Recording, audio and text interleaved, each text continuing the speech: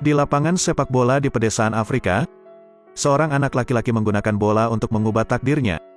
Tapi saat mengikuti ujian masuk, kemudian dia melewatkan bola yang paling penting.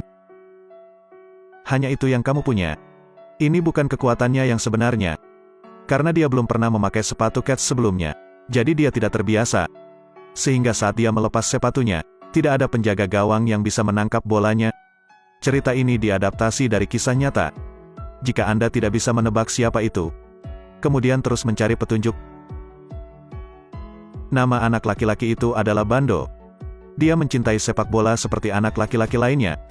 Tapi mereka hanya bisa melihat bola di buku. Mereka hanya menendang bola yang dirajut dengan wol.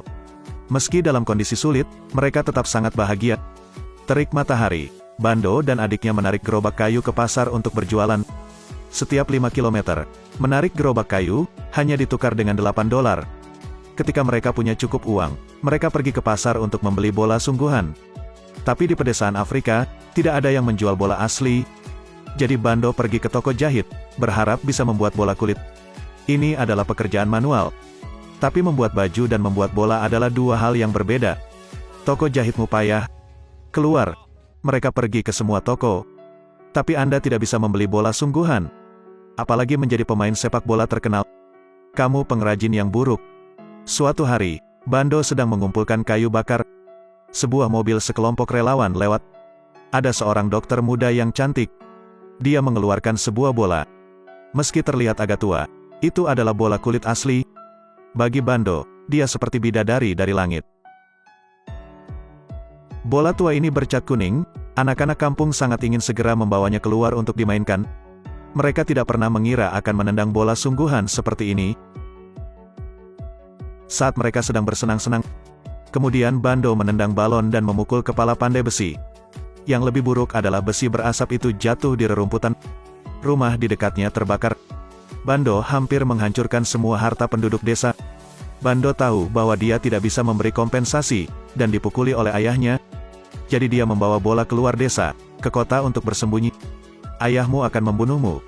Dia tidak punya uang untuk membeli tiket bus, jadi dia melamar pekerjaan sebagai supir. Dia berdiri di atas mobil menuangkan air untuk mendinginkan mesin. Dia menemukan pekerjaan di rumah jagal ternak. Akomodasi sementara. Setiap hari dia memungut tanduk kerbau, tanduk sapi dan membuang tulang untuk tuannya. Kemudian giling menjadi hiasan dan jual di luar.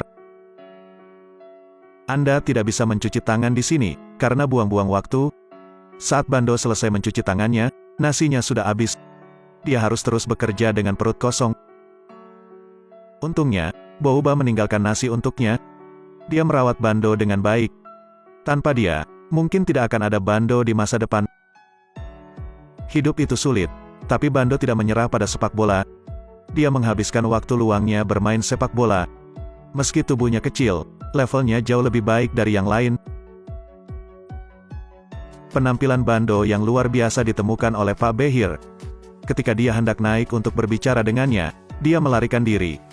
Karena istirahat makan siang Anda hampir selesai, Anda harus segera kembali bekerja. Bouba tahu dia menyukai sepak bola, jadi dia membawanya ke lapangan sepak bola. Panjat menara besi untuk menonton pertandingan sepak bola Kamerun. Saat ini, seorang pemain menendang bola ke tribun. Tidak. Mata penonton tertuju pada Bando. Dia memamerkan kemampuannya. Sorak-sorai di tribun pun semarak saat mencetak gol. Pak Behir juga hadir, memegang kamera untuk merekam seluruh proses memukul bola Bando.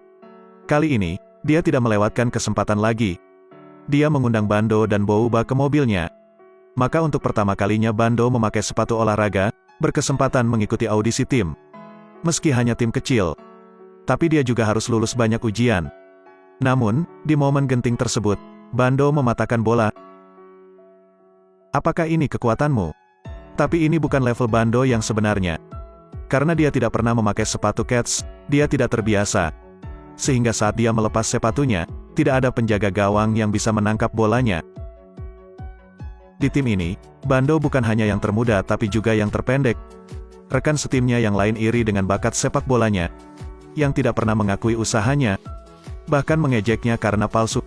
Oh, pura-pura menunjukkan seseorang, datanglah ke sini dan istirahatlah. Tanpa pengakuan, tidak mungkin untuk berintegrasi. Tidak peduli seberapa bagus tekniknya, tidak ada yang mengoper bola kepadanya. Anda hanya bisa berlari di lapangan. Pelatih segera memahami masalahnya. Dia memperingatkan mereka bahwa di lapangan sepak bola tidak ada diskriminasi usia. Mata semua orang harus tertuju pada trofi kemenangan tim. Ini bukan ukuran kekuatan individu. Setelah pelatih berdamai bersama dengan bakat Bando sendiri, dia juga menaklukkan rekan satu timnya. Waktu dan upaya telah menyatukan tim. Namun untuk saat ini, Bando agak sombong. Pelatih berpikir dia harus dilatih. Apa yang kamu lakukan? Saya. Apakah kamu begitu kuat? Jangan menganggap dirimu sebagai yang terbaik di sini. Maka pada pertandingan resmi pertama, Bando hanya diperbolehkan duduk di posisi cadangan. Jelas berani, tapi hanya duduk di luar. Namun, masalah kecil ini tidak sulit untuk dipecahkan. Pak Behir menyuap pemain nomor 4 tim lawan Kamerun itu. Selama dia menyerang gelandang ke-10 berbaju biru itu, Bando bisa bermain. Jadi sepanjang pertandingan, pemain Kamerun ini terus menyerang pemain nomor 10. Sangat jelas bahwa pertandingan tidak dapat dilanjutkan lagi. Meski mendapat kartu merah, dia menyelesaikan misinya. Pemain nomor 10 gagal bangun. Bando memegang sepatu di tangannya, menatap pelatih. Sorot matanya mengatakan bahwa dia akan memperbaiki kesalahan itu. Jadi pelatih memberinya kesempatan ini. Berkat Bando, pertandingan menjadi lebih intens. Di bawah arahan Bando, tim berhasil menjebol gawang lawan. Akhirnya menang. Meski hanya pertandingan persahabatan, bagi Behir itu sama sekali tidak normal. Dia sangat membutuhkan Bando untuk lebih bersinar. Klub Prancis mengirimkan kontrak pelatihan, tetapi fokus kontrak ini bukan Bando. Karena Bando belum genap 18 tahun, diperlukan izin ayahnya. Tapi sampai sekarang belum kembali. Saya tidak tahu apakah dia belum marah. Sekarang dia bertemu ayahnya lagi. Dia tidak lagi marah. Kini dia hanya ingin Bando segera mewujudkan mimpinya. Maka Bando mengambil visa dan impiannya untuk pergi ke Prancis. Dia pergi ke lobi bandara dan menunjukkan kontrak yang dicap dengan klub Saint-Étienne kepada pengemudi sepak bola Saint-Étienne. Berapa usiamu? Bermimpilah tanpa memandang usia. Karena keluarganya miskin, semua orang mencemoohnya karena angan-angannya. Tapi sekarang tampaknya betapa menggelikannya ejekan itu. Kemiskinan yang sesungguhnya bukan hanya mereka yang tidak punya uang. Hanya orang-orang yang tidak memiliki mimpi, menjalani hidup yang sementara. Pesepak bola Afrika yang terhormat, Bando